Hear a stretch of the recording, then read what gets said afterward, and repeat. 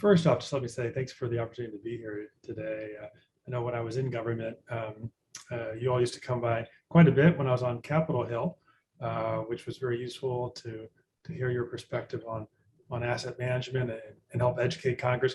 Because quite frankly, you know, Congress's expertise and their staff expertise is really about moving legislation and policy. It's not about real estate and asset management.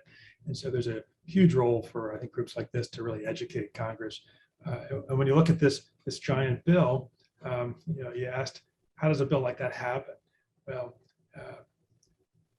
like my old committee, the Transportation Infrastructure Committee, they've been working on these issues for literally 240 years. One of the very first bills ever to pass Congress was to fund the construction of the White House and the Capitol.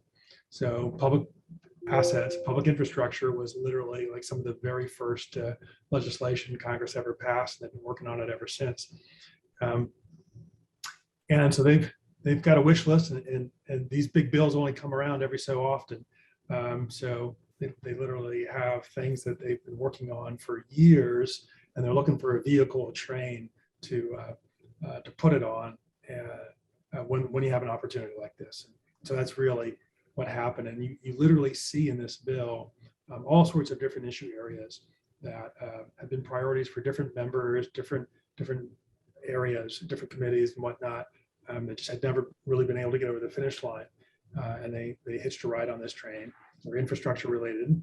A lot of things, frankly, weren't infrastructure related that ended up on the bill and got passed. But there's some really massive core programs, that really break down into your classic federal infrastructure, aviation, rail, surface transportation, highways, ports and waterways and things like that, and even some money for buildings. And every agency got their own little pocket of money for a variety of things. But if there's a theme that sort of goes through that bill, it's very much about climate change and resilience and sustainability. And I think that's going to be an important part. In a way, they picked up on the theme from the 2009 our infrastructure bill and carried it forward. And when I look back at that bill, and particularly within the realm of GSA, which is where I had a lot more experience, and if I think about what went well, what didn't go so well, and now that they have an opportunity to do it again, what should they think about?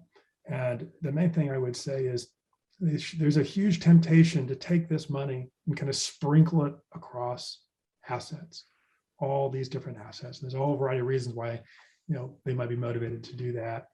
But the problem with that approach is you end up with assets then that just have a piece of what they need to be recapitalized, and then they're really not fully functional, and they have no chance of getting the remainder balance of the capital that they need to fully recapitalize. I can just think of a variety of buildings, GSA's buildings, where they put a green roof on it, but they didn't replace the plumbing, the mechanical, the electrical, or the building envelope, and the building leaks like crazy, the pipes break, and it's bleeding tenants.